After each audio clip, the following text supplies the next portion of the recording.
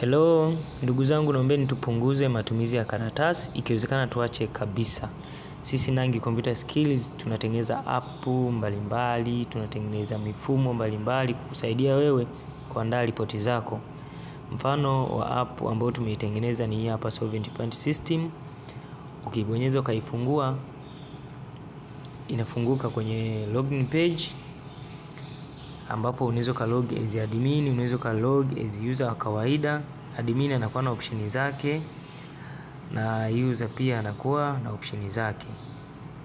Mfano hapa tuna log as admin. Log as admin kuna option yake hapa ya admin panel, unaweza ka register user, unaweza ka delete user.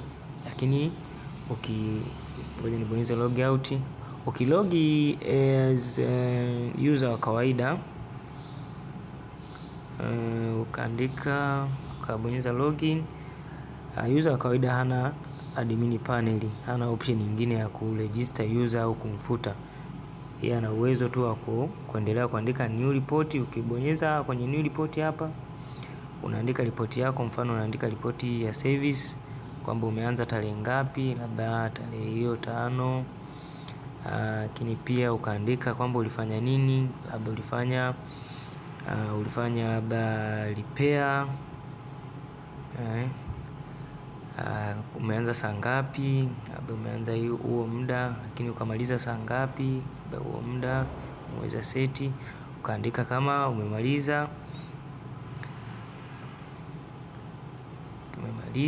salama, ukaandika jina la supervisor, ukaandika approve.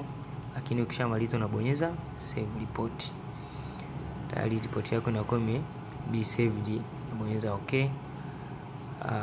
Unaweza kurudi ukabonyeza back kurudi kwenye saved report. Ukibonyeza hapa saved report, utaikuta report yako. Unabonyeza view ili kuiangalia report yako. Ndio hii hapa. Hii report pia hata kama umeenda kuinstall hii app kwenye simu nyingine, ukifungua kwenye saved report utaikuta hii report yako. Natumaini umenielewa. Sisi Nangi Computer Skills tunawasaidia sana kurahisisha maisha. Njoo tukusaidie.